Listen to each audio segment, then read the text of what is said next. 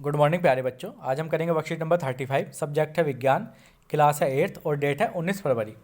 हमारा टॉपिक चल रहा है बल तथा दाब। बल के बारे में हम पहले ही जान चुके हैं, इससे पिछली वाली वर्कशीट में धक्का या खिंचाव को बल कहते हैं। तो शुरू करते हैं आज की वर्कशीट। हम पहले ही जान चुके हैं कि धक्का या खिंचाव को बल कहते हैं, जो किसी वस्तु की गति की स्थिति या इसके आकार को बदल सकता है। ये सब हम पिछली वर्कशीट में पढ़ चुके हैं। इस कार्यपत्रक में हम बल के परिमाण और दिशा के बारे में जानेंगे। बल एक भौतिक राशि है जिसमें परिमाण और दिशा दोनों होते हैं। बहुत इंपॉर्टेंट पॉइंट है, ठीक है। बल में परिमाण और दिशा दोनों होते हैं। परिमाण क्या होता है? परिमाण यानी जिससे हमें बल की मात्रा पता चलती है, कितना बल लगाया गया है, जिससे हमें ये पता चलता है, ठीक है, वो परिमाण होता है। और दिशा यानी किस दिशा में बल लगाया गया है, ठीक है, वो क्या कहलाती है? बल की दिशा कहलाती है। आगे देखते हैं अब हम। किसी वस्तु को जिस दिशा में ढकेला या खींचा जाता है उसे बल की दिशा कहते हैं, ठीक है। जैसे क्या, यहाँ पर एक वस्तु है, इधर को ढकेला जा रहा है तो ये बल की दिशा इधर हो जाएगी। ऐसे ही एक व्यक्ति किसी चीज़ को अपने कंधे पर रखकर इधर को लेकर जा रहा है तो बल की दिशा हमारी ये हो जाएगी। ऐसे ही ये व्यक्ति इस बॉक्स को इधर को ढकेल रहा है तो जो बल की दिशा हमारी वो इस साइड में हो जाएगी।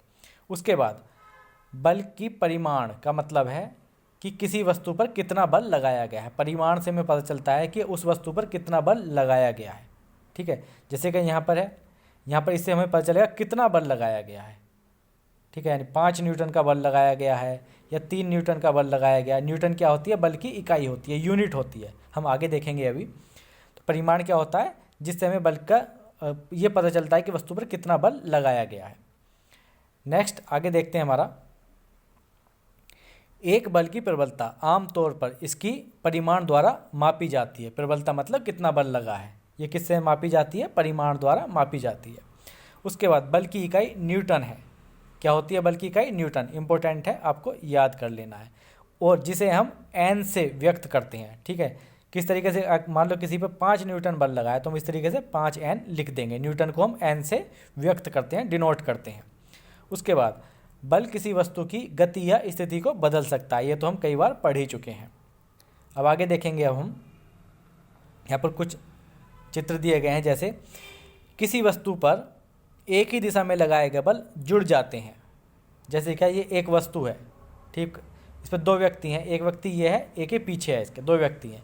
ये एक ही साइड में बल लगा रहे हैं, ठीक है। एक ये लगा रहा है, एक ये लगा रहा है, तो ये बल, दोनों के बल जुड़ जाएंगे। जो परिमाणी बल जो होगा वो दोनों का जुड़ के आएगा। कैसे? मान लो हमारा ये व्यक्ति है, ये वाला व्यक्ति 5 न्यूटन बल लगा रहा है। दूसरा वाला जो व्यक्ति है हमारा, वो 3 न्यूटन बल लगा रहा है, ठीक है। और बल जो है एक ही दिशा में, दोनों एक ही साइड में ढकेल रहे हैं, तो क्या हो जाएगा? दोनों जुड़ जाएंगे। तो कुल बल कितना लगा इस पर? 8 न्यूटन बल लगा। ये जो हमारी वस्तु है इस पर कितना बल लगा? कुल 8 न्यूटन बल लगा। इसका मतलब यही है कहने का, ठीक है। उसका नेक्स्ट है, यदि किसी वस्तु पर 2 बल विपरीत दिशा में कार्य करते हैं तो इस पर लगने वाले कुल बल दोनों बलों के अंतर के बराबर होता है। कैसे? हम एग्जाम्पल से देखेंगे। जैसे कि एक वस्तु है, ये इस पर विपरीत दिशा में, ये भी इधर को ढकेल रहा है और ये भी इधर को ढकेल रहा है, ठीक है। विपरीत दिशा में बल लग रहा है। ये कितना बल लगा रहा है? मान लिया 5 न्यूटन बल लगा रहा है। ये कितना लगा रहा है? ये 3 न्यूटन बल लगा रहा है। तो अब जो कुल बल होगा वो कितना होगा? और इन दोनों का अंतर हो जाएगा। 5 न्यूटन माइनस 3 न्यूटन। कुल बल लगा इस वस्तु पर 2 न्यूटन, ठीक है। जब विपरीत दिशा में बल लगते हैं तो जो कुल बल है वो उन दोनों बलों का अंतर हो जाता है, डिफरेंस हो जाता है, ठीक है। जो डिफरेंस है वो कुल बल कहलाएगा। ये एन है। इस तरीके से आगे देखते हैं अब हम। यदि दोनों बल बराबर मात्रा में हैं और विपरीत दिशा में हों तो कुल बल जो होगा वो 0 होता है। कैसे? जैसे कि कुछ लोग एक रस्सी को इधर को खींच रहे हैं और कुछ लोग रस्सी को इधर को खींच रहे हैं। जो इधर को खींच रहे हैं ये भी 5 न्यूटन बल लगा रहे हैं और जो इधर को खींच रहे हैं ये भी 5 न्यूटन बल लगा रहे हैं। तो जो कुल बल होगा वो कितना हो जाएगा? 0 हो जाएगा। कैसे हो जाएगा? जब हम 5 न्यूटन में से विपरीत दिशा में है तो हम घटाएंगे, 5 न्यूटन को घटाएंगे तो क्या बच जाएगा? 0 बच जाएगा, ठीक है। अगर दोनों साइडों में एक बल इस साइड को लग रहा है, एक इस साइड को लग रहा है, दोनों बल बराबर हैं, ये भी, ये और ये दोनों बराबर हैं, तो कुल बल जो होगा वो 0 हो जाएगा, ठीक है। हमें यही बताया गया है। अब आगे कुछ क्वेश्चन दिए गए हैं, हम इन क्वेश्चंस को करेंगे। सबसे पहले हमारा रिक्त स्थान भरें।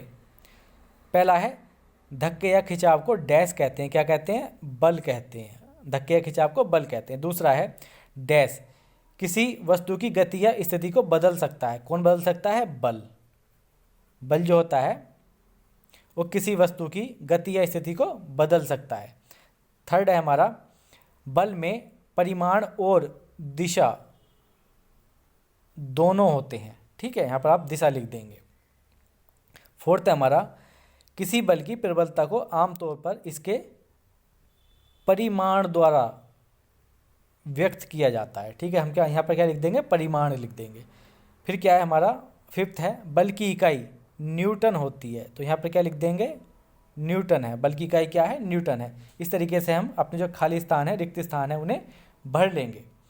अब नेक्स्ट क्वेश्चन हमारा सेकंड क्वेश्चन, यदि 5 न्यूटन और 3 न्यूटन के दो बल किसी वस्तु पर एक ही दिशा में कार्य कर रहे हों तो परिणामी बल डैश होगा। ठीक है, हमें बताना है कितना होगा। अब क्या है? एक ही दिशा में कार्य कर रहे हैं। ठीक है, एक तो है 5 न्यूटन का, मैंने सबसे पहले एग्जाम्पल में आपको बताया था। दूसरा बल है 3 न्यूटन का और एक ही दिशा में है।